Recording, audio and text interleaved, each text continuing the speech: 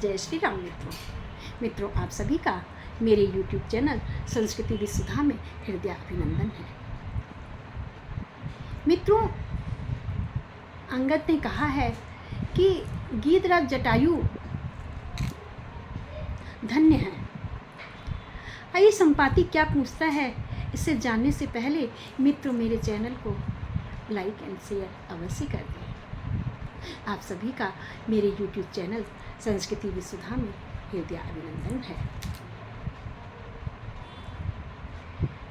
अंगद कहते हैं, जटायु के इतना तो कोई धन्य है ही नहीं। राम काज कारण तनु त्यागी, हरिपुर गयो परम बड़ भागी।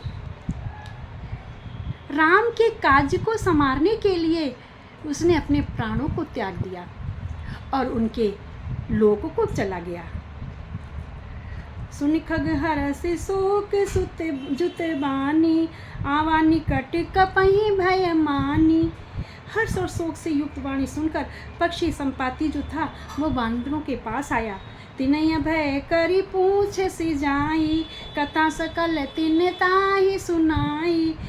उसने कहा, देखो तुम मेरे भाई जटायु के बारे में कुछ बता रहे हो, तुम लोग निश्चिंत रहो, मैं तुम्हें किसी प्रकार की क्षति नहीं पहुंचाऊंगा, तुम पर आघात नहीं करूंगा।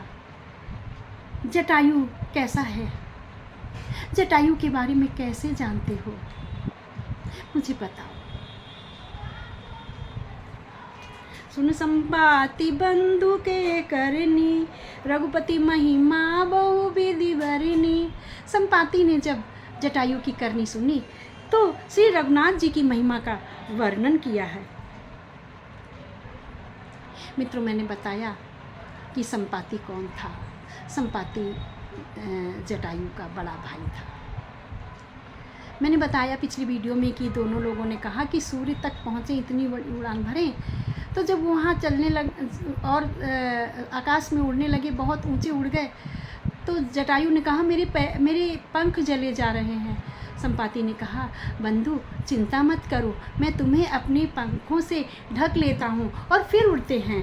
तो जब उड़ करके बहुत दूर गए, सूर्य के पास पहुँचे तो संपाति के पंख जल गए, लेकिन उसने जटायु को छुपा रखा था, अपने छोटे भाई को अपने पंखों पर।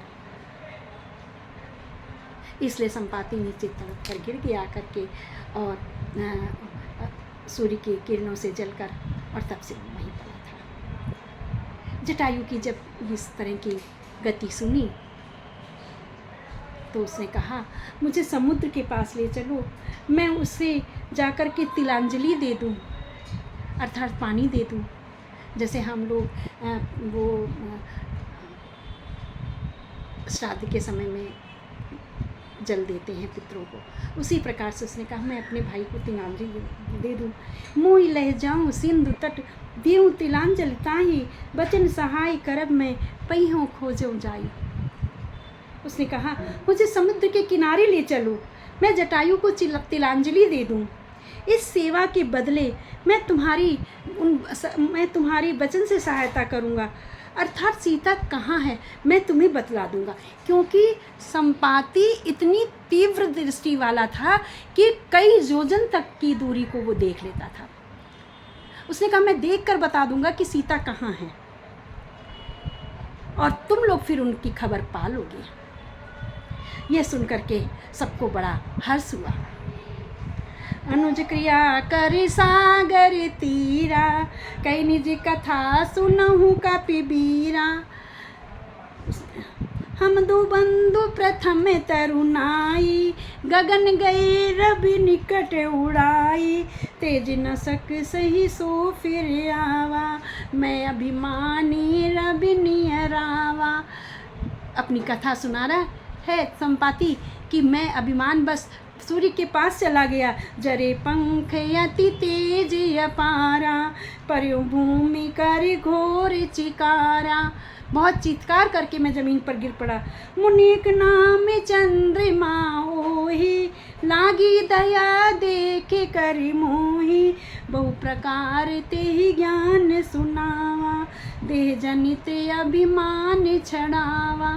चंद्रमा नाम का एक मुनि था, उसे मेरे ऊपर दया लगाई और उसने मुझे छुड़ाया और उसने बहुत प्रकार से मुझे ज्ञान दिया। इस प्रकार मुझे देह जनित जो अभिमान था कि मैं बहुत बलवान हूँ, बहुत ऊंचाई तक उड़ सकता हूँ, इस अभिमान को मेरे अंदर से निकाला।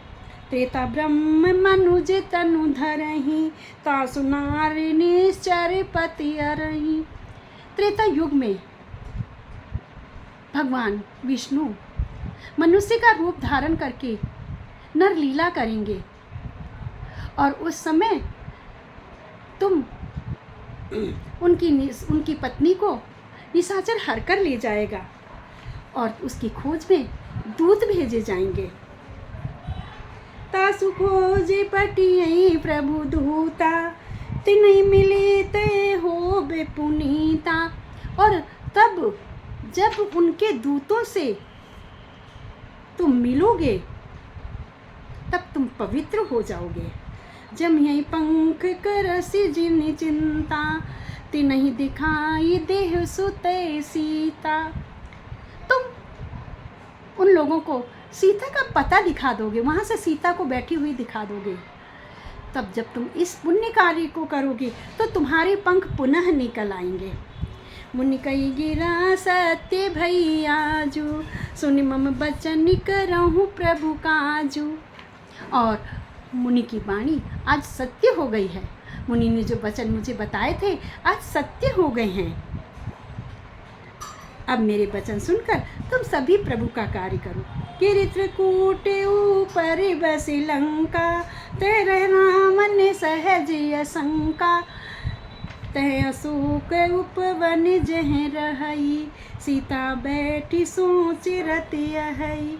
त्रिकूट पर्वत पर लंका बसी हुई है। वहाँ स्वभाव से ही निडर रावण रहता है। वहाँ अशोक नाम का एक उपवन है, एक बगीचा है, जहाँ पर उसने सीता को ठहराया है और सीता वहाँ रात दिन सोच में निमग्न बैठी रहती है। मैं देखूं तुम नाही, गीत दृष्टि अपार, बूढ़ भयऊ नत करते हूँ, कछुक सहाय तुम्हार।